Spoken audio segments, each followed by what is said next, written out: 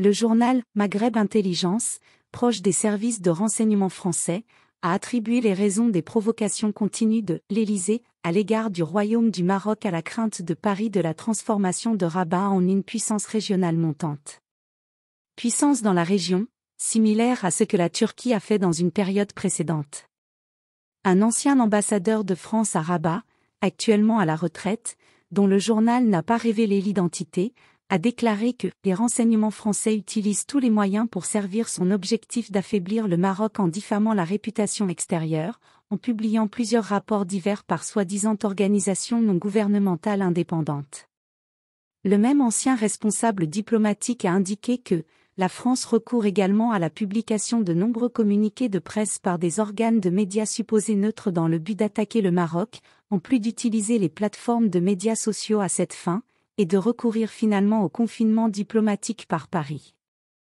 Il a souligné que la Direction générale de la sécurité extérieure qui est dirigée par Bernard Army, redoute l'étrange montée régionale du royaume dans la région, à l'image du saut qualitatif que la Turquie a réalisé dans la région, surtout depuis Bernard Army a été ambassadeur à Ankara entre 2007 et 2011, et donc il a été témoin des mérites de la montée turque dans la région.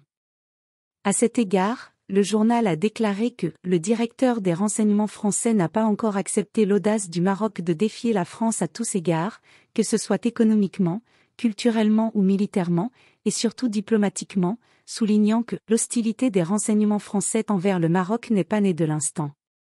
Le document analytique affirmait, sur la base de sources de renseignements maghrébines, que la Direction générale de la sécurité extérieure est hostile au Maroc depuis le début de la première décennie du XXIe siècle, c'est-à-dire après l'accession au pouvoir du roi Mohamed VI, compte tenu de la méconnaissance française des choix économiques et diplomatiques du roi.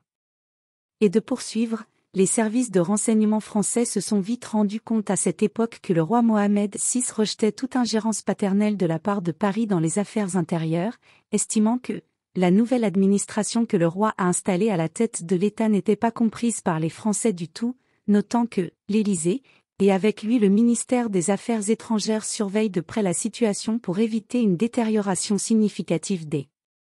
relations bilatérales.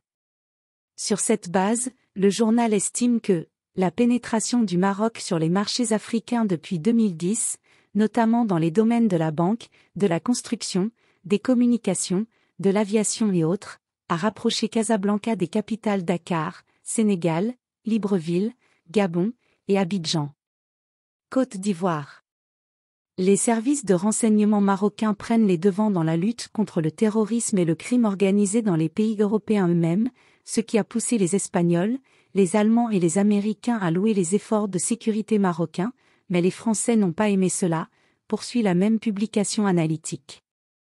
Aussi, la mesure marocaine de ce qu'on a appelé le « printemps arabe » et le dossier des « islamistes » au gouvernement ont suscité le mécontentement de la capitale française, selon la même source, qui a précisé que Paris veut éliminer l'islam politique, mais Rabat a laissé l'arc des islamistes ouvert pendant une décennie, lorsqu'ils ont quitté le gouvernement des urnes, une brillante leçon politique qui a ravi tout le monde sauf les Français.